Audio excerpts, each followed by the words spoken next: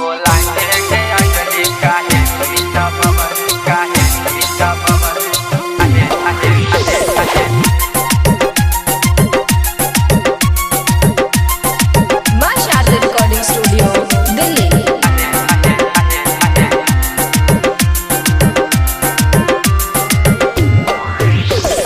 कबो न कौनो छवरी के फसवनी पहिला बार तोहरे चांस हम मरनी। कबो न कौनो छवरी के फसवनी पहिला बार तोहरे चांस हम मरनी। खात रही खाना घरे अरे खात रही खाना घर मिस कॉल तू मरले।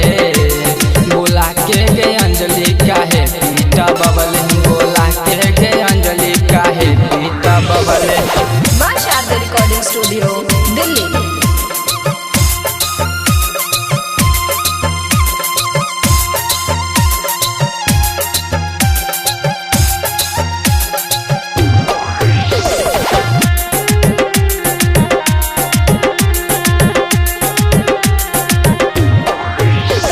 कहले कि मिले अब केहू नहीं के घरे तोहरे भरोसे हम चल आईनी मरे। अरे कहले कि मिले अब केहू नहीं के घरे तोहरे भरोसे हम चल आईनी मरे।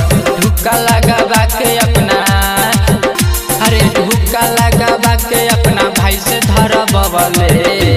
बोला के गे अंजलि काहे पीटा बबले बोला के गे अंजलि काहे पीटा बबले।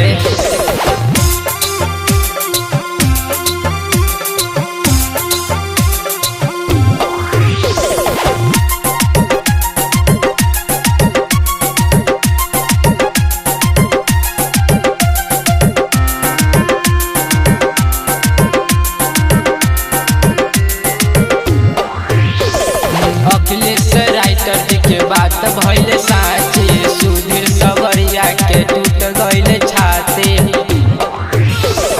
राइटर अखिलेश जी के बात भइले साची सुधीर सबरिया के टूट गइले छाती।